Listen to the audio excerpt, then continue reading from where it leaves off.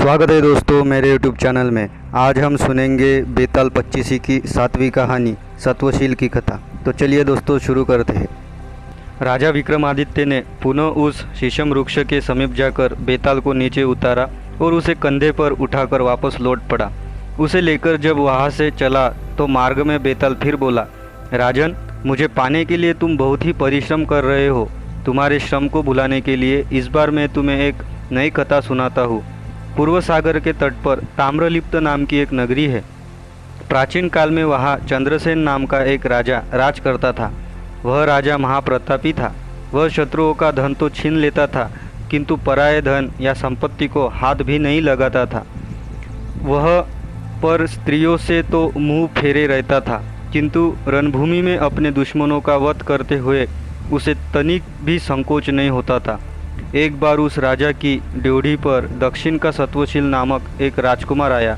उसने राजा के पास अपने आने की सूचना भिजवाई और अपने अन्य साथियों सहित उसने सन्मुख अपनी निर्धनता दिखाने के लिए चितड़े फाड़े। वह प्रत्याशी बनकर अनेक वर्षों तक राजा की सेवा करता रहा, किंतु राजा से कोई पुरस्कार न पा सका। तब उसने सोचा, राजकुल में जन्म पाने के बाद भी मैं इतना दरिद्र क्यों हूँ, और दरिद्र होने पर भी मेरे मन में विधाता ने इतनी महत्वाकांक्षा क्यों दी है। मैं अपने साथियों के साथ इस प्रकार राजा की सेवा कर रहा हूँ और भूख से कष्ट पा रहा हूँ, फिर भी राजा ने हमारी ओर आँख उठाकर भी नहीं देखा। सत्वशील यह बातें सोच ही रहा था कि एक दिन राजा आखेट को निकला। घोड़ों और पैदल चलने वाले साथ वह भी राजा के साथ वन में गया। आखेट करते हुए राजा ने उस वन में एक विशाल मत वाले सुअर का दूर से पीछा किया। उसका पीछा करता हुआ वह बहुत दूर एक दूसरे वन में जा पहुंचा। वहाँ घास पात से ढके मैदान में सुअर गायब हो गया और थके हुए राजा को उस महावन में दिशाभ्रम हो गया।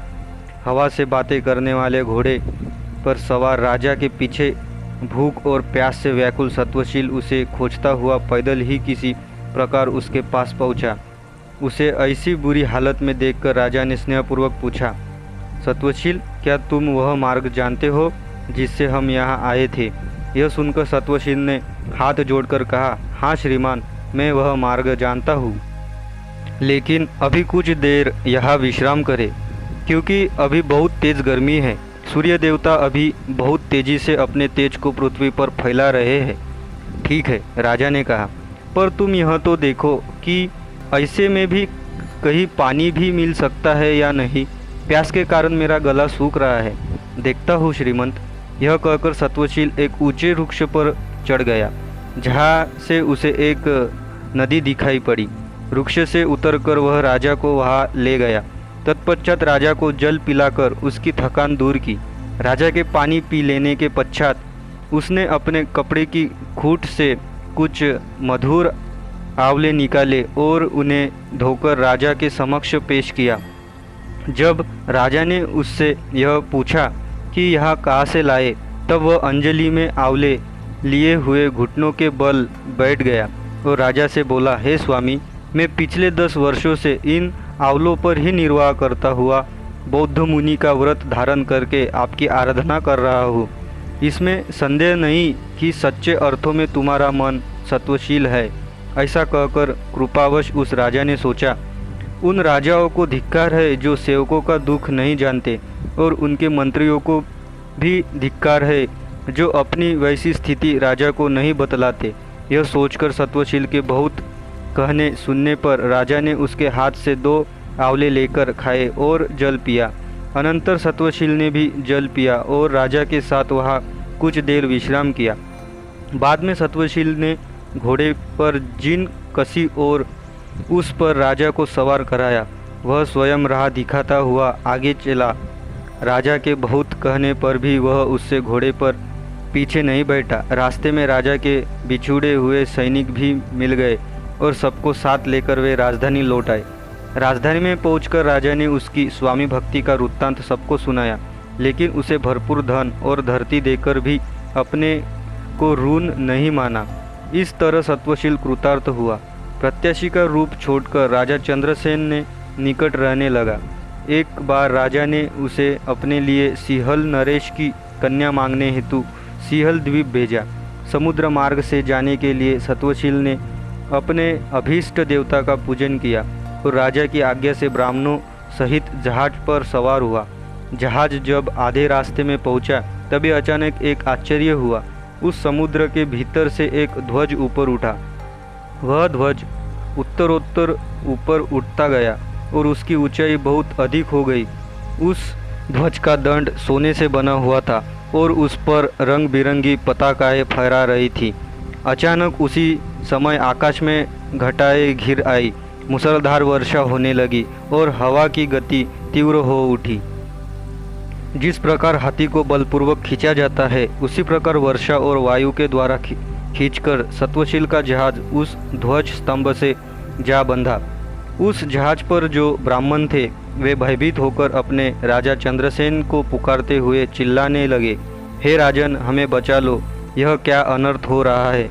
जब उनका रोना चिल्लाना सत्वशील से न सुना गया तो वह स्वामी भक्त हाथ में तलवार लेकर अपने वस्त्र समेटकर ध्वज के निकट समुद्र में कूद पड़ा।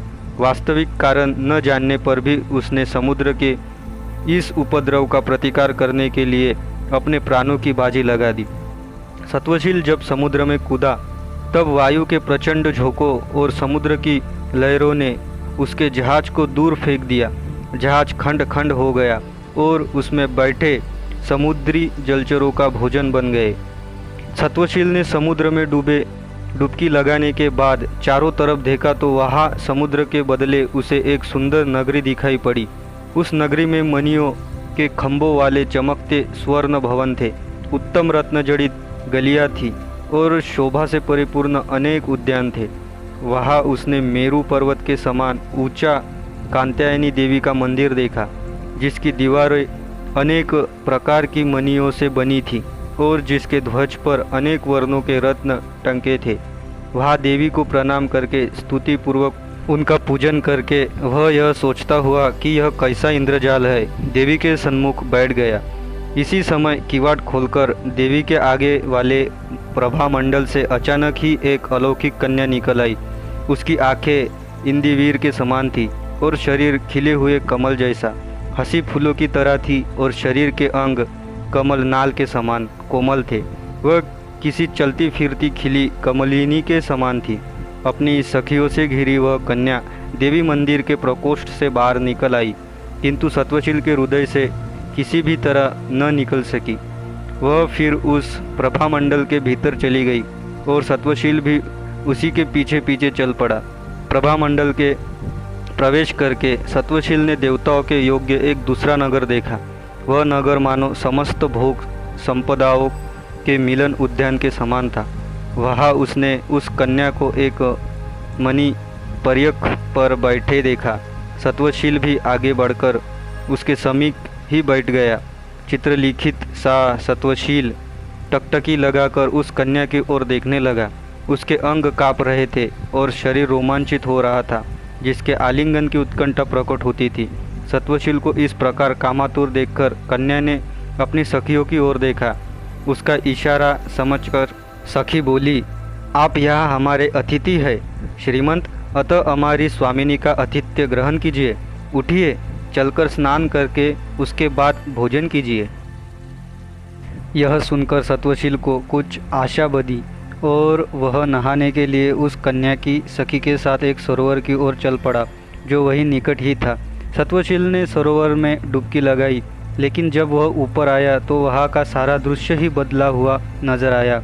वह कन्या और उसकी सखियाँ गायब हो चुकी थी और वह स्वयं भी ताम्रलिप्त नगर में राजा चंद्रसेन के उद्यान के एक तालाब में आ पहुँचा था। यह देखकर सत्वशील को बड़ा आश्चर्य हुआ। वह सोचने लगा, अरे यह कैसा आश्चर्य है, मैं तो उस अलौकिक नगरी के सरोवर में नहाने के लिए जल में उतरा था और आ पहुँचा यहाँ। वह कन्या और उसकी सखियाँ भी गायब है, तो उस कन्या ने मुझे मूर्ख बनाया है। यह सोचता हुआ वह उस उद्यान में घूमने और विलाप करने लगा। कन्या से मिलने की इच्छा में उसकी दशा पागलों जैसी हो गई। उस उद्यान के माली ने उसे ऐसी हालत में देखा तो उसने तुरंत राजा चंद्रसेन को सूचना पहुंचाई इस पर राजा चंद्रसेन स्वयं ही सत्वशील को देखने अपने उद्यान में पहुंचा। राजा चंद्रसेन ने उसे सांत्वना दी और पूछा, मित्र तुम्हें यह पागलपन कैसे हो गया? मुझे बताओ मित्र, शायद मैं कुछ तुम्हारी सहायता कर सकूं। सांत्वना भरे शब्द सुनकर सत्वशील के हृदय को थोड़ा धैर्य सा मिला। तब उसने अपने साथ जो कुछ भी घटा था सब सिलसिलेवार राजा चंद्रसेन से कह सुनाया। सुनकर राजा ने कहा, तुम व्यर्थ का शोक मत करो मित्र, मैं तुम्हें उस मार्ग से ले जाकर तुम्हारी प्रिया उस असुर कन्या के पास पहुंचा दूंगा। अगले दिन मंत्री को राज्य भार सौंपकर और एक जहाज पर सवार होकर राजा चंद्रसेन सत्वशील के साथ चल पड़ा। बीच समुद्र में पहुंचकर सत्वशील ने पहले की ही तरह पताका के साथ ध्वज को उड़ता देखकर राजा से कहा, यही वह दिव्य प्रभाव वाला महाध्वज है।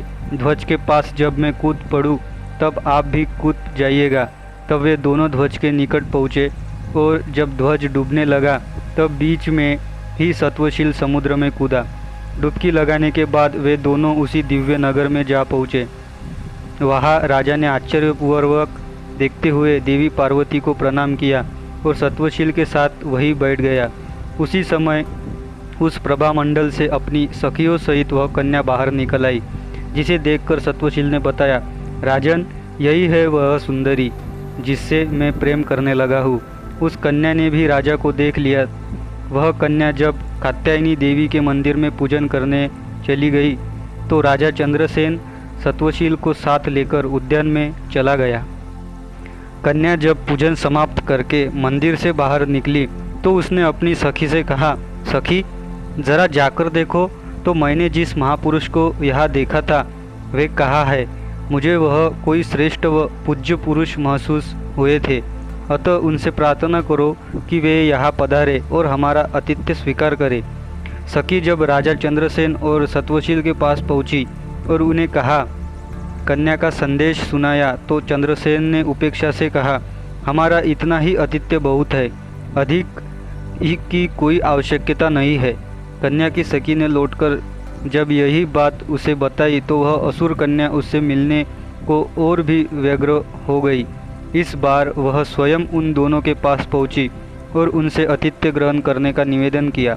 इस पर राजा चंद्रसेन ने सत्वशील की ओर संकेत करते हुए उस कन्या से कहा, मैं इनके कहने के अनुसार देवी का दर्शन करने के लिए ध्वज मार्ग से यहाँ आया था। मैंने माता कात्यायनी के परम अद्भुत मंदिर और उसके बाद तुमको भी देखा। उसके बाद हमें और किस आतिथ्य की आवश्यकता है? यह सुनकर वह कन्या बोली, तब आप लोग त्रिलोक में अद्भुत मेरे दूसरे नगर को देखने के लिए कौतूहल से ही मेरे साथ चलिए। उस कन्या के ऐसा कहने पर राजा चंद्रसेन ने हंसकर कहा, इस सत्वशील ने मुझे उसके बारे में भी बतलाया है। वहाँ पर स्नान करने के लिए एक सरोवर भी है। तो उस कन्या ने कहा, देव आप ऐसी बात न कहे, मैं यूँ ही धोखा देने वाली नहीं हूँ। तब फिर आप जैसे पूज्य को कैसे धोखा दे सकती हूँ?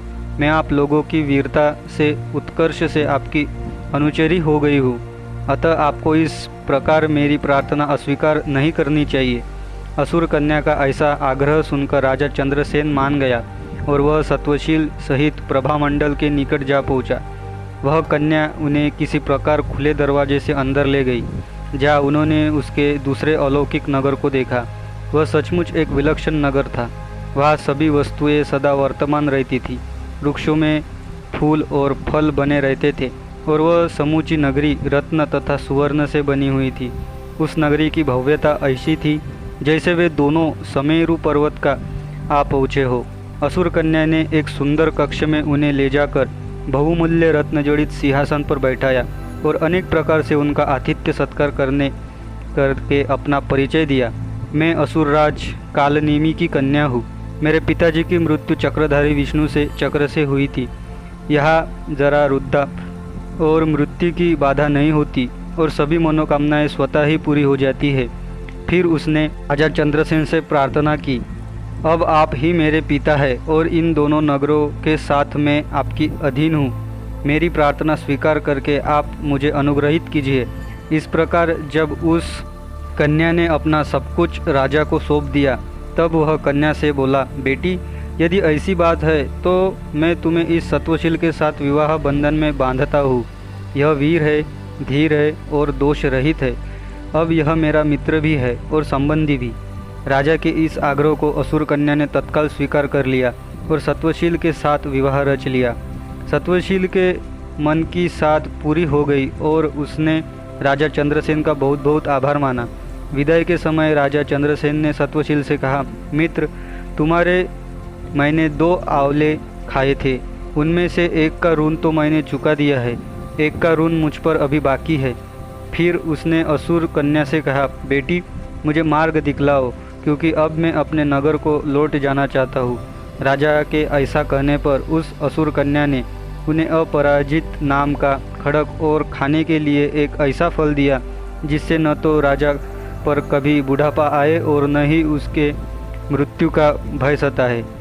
फिर उन दोनों चीज़ों को लेकर असुर कन्या द्वारा बतलाए सरोवर में डुबकी लगाकर राजा वापस अपने देश जा पहुंचा। सत्वशील की भी सुखपूर्वक उस असुर कन्या के साथ दोनों नगरों पर शासन करने लगा। यह कथा सुनाकर बेताल ने विक्रमादित्य से पूछा, राजन, अब तुम मुझे यह बतलाओ कि समुद्र में डुबकी लगाने का उन दोनों में से किससे अधिक साहस दिखाया। जानते हुए भी यदि तुम इस प्रश्न का उत्तर न दोगे तो तुम्हारे सिर के कई टुकड़े हो जाएंगे। तब बेताल के प्रश्न का उत्तर राजा ने इस प्रकार दिया, हे बेताल, उन दोनों में मुझे सत्वशील ही अधिक साहसी लगा, क्योंकि वह वस्तुस्थिति को न जानते हुए बिना किसी आशा के समुद्र में कूदा था, जबकि राजा चंद्रसेन को सभी बातें पहले से ही मालूम थी और वह विश्वास के साथ समुद्र में कूदा था। वह असुर कन्या को भी नहीं जानता था, क्योंकि वह जानता था कि इच्छा होने पर भी वह उसे पा न सकेगा। तुमने सही उत्तर दिया राजन, किंतु मेरे प्रश्न का उत्तर देने में तुमने अपना मौन भंग कर दिया, इसलिए मैं चला। यह कहकर बेताल विक्रमादित्य के कंधे से खिसककर पुनः उसी वृक्ष की ओर उड़ गया। राजा भी उसी प्रकार फिर से उसे लाने के लिए तेजी से लौट पड़ा। दोस्तों, आप सुन रहे विक्रम बेताल की कहानियाँ।